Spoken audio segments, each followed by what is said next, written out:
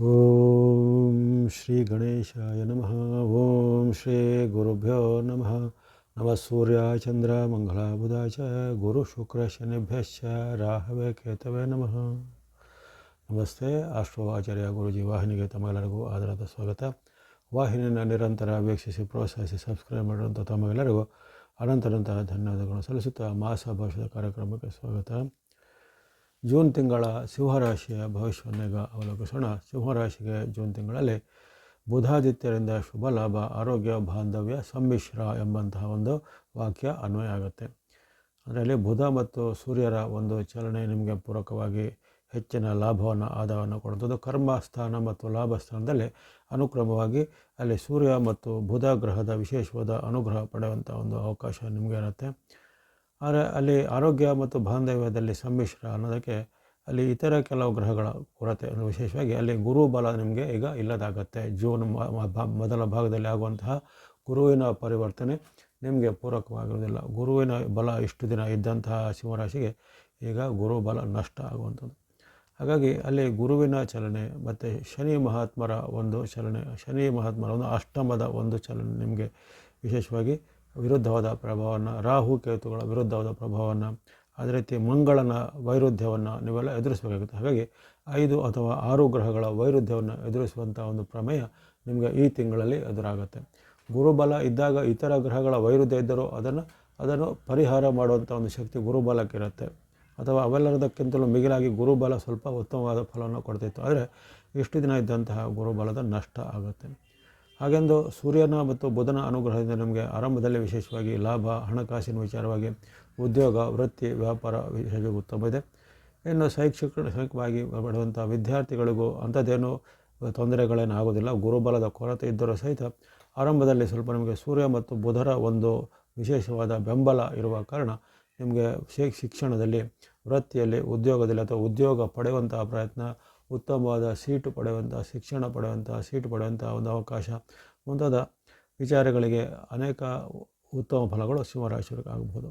ಹಾಗಾಗಿ ಅಲ್ಲಿ ನಿಮ್ಮ ಹಣಕಾಸು, ವೃತ್ತಿ, ವ್ಯಾಪಾರ, ಉದ್ಯೋಗ, ಶಿಕ್ಷಣದಲ್ಲಿ ಎಂಥದ್ದೇನೂ ತೊಂದರೆ ಆಗಲಿಕ್ಕಿಲ್ಲ.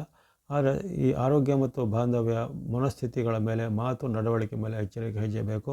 ಆರೋಗ್ಯದಲ್ಲಿ ಈಗಾಗಲೇ ಇದ್ದಂಥ ಅನಾರೋಗ್ಯ ಸಮಸ್ಯೆ ಉಲ್ಬಣ ಆಗ್ಬೋದು. ಕೆಲವರಿಗೆ ಹೊಟ್ಟೆ ನೋವು, ಅಜೀರ್ಣ ಸಮಸ್ಯೆಗಳು, ಇನ್ನು ಕೆಲವರಿಗೆ ನಿದ್ರೆಗೆ ಅಥವಾ ತಲೆನೋವಿಗೆ ಸಂಬಂಧಪಟ್ಟ ಸಮಸ್ಯೆಗಳು, ENT ಅಂತ ಹೇಳ್ತೇವೆ, ಇಯರ್ ನೋಸ್ ಥ್ರೋಟ್ ಅಂತಹ ENTಗೆ ಪಟ್ಟಂಥ ಕೆಲವು ಸಮಸ್ಯೆಗಳು ಕೆಲವರಿಗೆ ಎದುರಾಗ್ಬೋದು.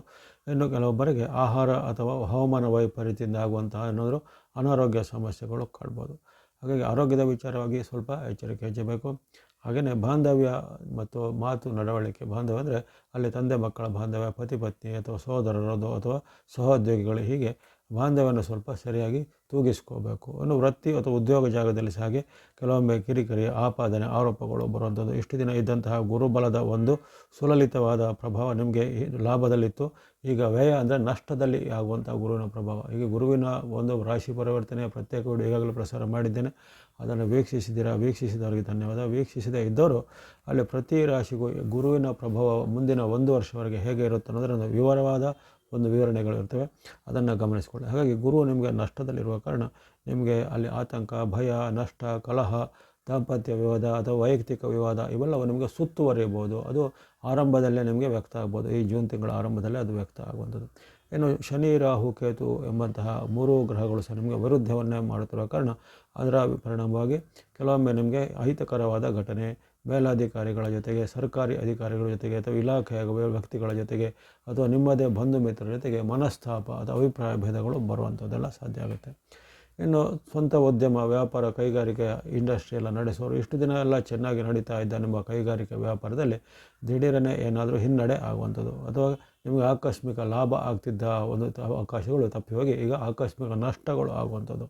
ಅಥವಾ ನಿಮ್ಮ ಒಂದು ಉದ್ಯಮ ವ್ಯಾಪಾರಕ್ಕೆ ಏನಾದರೂ ಅಡೆತಡೆಗಳು, ಸರ್ಕಾರಿ ಇಲಾಖೆಯಿಂದ ನೋಟಿಸ್ಗಳು ಬರುವಂಥದ್ದು ಈ ರೀತಿ, ಅಥವಾ ನಿಮ್ಮ ಮೇಲೆ ಆರೋಪ, ಆಪಾದನೆ, ಕೇಸು ಇತ್ಯಾದಿಗಳು ಸಹ ಬರುವಂಥ ಸಾಧ್ಯತೆ ಇರುತ್ತವೆ. ಯಾಕಂದರೆ ಅಲ್ಲಿ 5-6 ಗ್ರಹಗಳನ್ನು ಪ್ರಬಲವಾದ ವೈರುಧ್ಯವನ್ನು ಎದುರಿಸಬೇಕಾಗುತ್ತೆ. ಇದೇ ಕಾಲದಲ್ಲಿ ಶುಕ್ರನು ಸಹ ನಿಮಗೆ ಪೂರಕವಾಗಿರುವುದಿಲ್ಲ.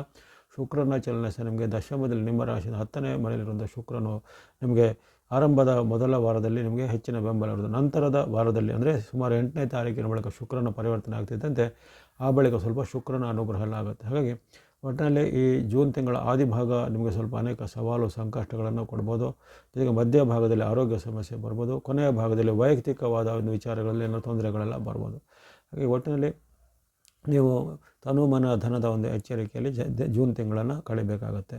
ಹಾಗೆಯೇ ನಿಮಗೆ ಈ ತಿಂಗಳಲ್ಲಿ ಚಂದ್ರನ ಬಲ ಇರುವಂಥ 14 ದಿನಾಂಕಗಳು ಸಿಗ್ತವೆ. ಎಲ್ಲ ರಾಶಿಗೂ 14 ಅಥವಾ 15 ದಿನಗಳಲ್ಲಿ ಚಂದ್ರನ ಬೆಂಬಲ ಇದ್ದೇ ಇರುತ್ತೆ.